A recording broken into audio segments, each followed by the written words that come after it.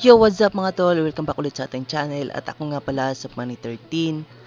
At tungkol nga pala sa video na ito mga tol ay tuturo ko sa inyo kung paano nga ba kumpletuhin itong Crocus Treasure Room mga tol.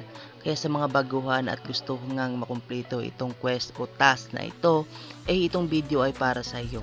Kaya samahan mo ko at samahan nyo kong tapusin itong pagkumpleto nga sa task na ito mga tol. So nandito nga tayo at click muna natin itong private dungeon mga tol, at pagkarating nga natin dito ay pumunta tayo dito sa main entrance. At dito nga sa main entrance mga tol ay may makikita tayong apat na Crocs head yan na kailangan muna nating i-activate para mabuksan natin yung main gate. Kaya una natin gagawin ay hanapin muna natin yung pag-activate natin ng mga head Crocs. So dito nga tayo dumako sa pangunang head na ating i-activate na kailangan naman para nga doon sa main gate. At dito nga sa dinaanan ko mga tol ay isang trap pala yung ating napuntahan, kaya ho tayo ay nalaglag. At dito nga dumako na tayo dito sa pangatlong daanan at dito nga ay success ho tayong nakarating dito at sabay click ng statue. At nabuksan na natin itong unang head Crocs mga tol. Kaya naman dito ay dadako na naman tayo sa pangalawang head Crocs na ating pupuntahan at dito na ho tayo dumaan sa ilalim. At balik na tayo dito at puntahan na natin kung saan nga ba nakalokasyon yung pangalawang head Crocs na kailangan natin i-activate. At dito nga mga tol ay nandito na tayo sa kailangan nating paaktibitan ng head Crocs na pangalawa. Dito nga ay kailangan muna natin i-click muna yung statue na nandito mga tol, at pagkatapos nga dito ay kailangan muna nating patayin itong lahat ng mobs na nandito. At pagkatapos nga patayin ito mga tol ay click muna natin itong statue ulit para nga doon sa pag-activate ng head Crocs. So nandito na at napatay na ho natin yung Crocs at click na natin dito sa pangalawang beses itong statue na ito.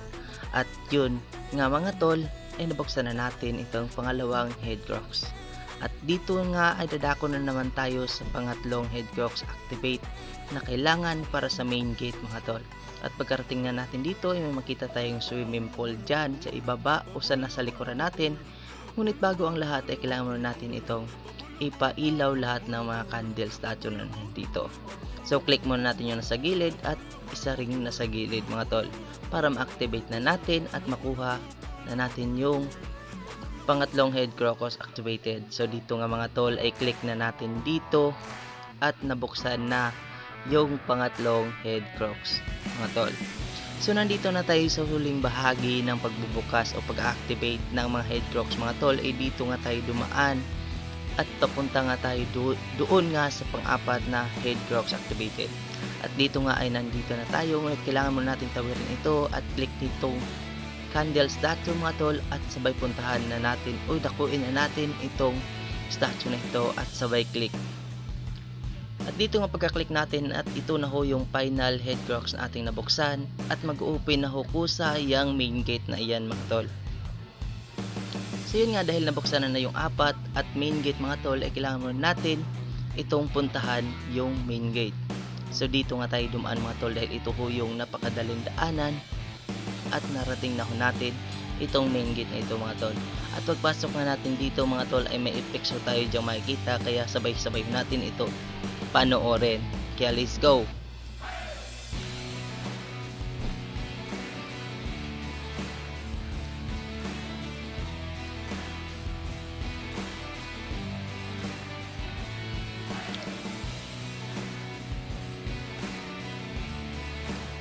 So yun yung mga tol, napakaangas ng effects at ito po yung last nga palang statue of Crocs nga ating papatayin mga tol para ho ay makumpleto na natin itong ating task na Crocus Treasure Room mga tol.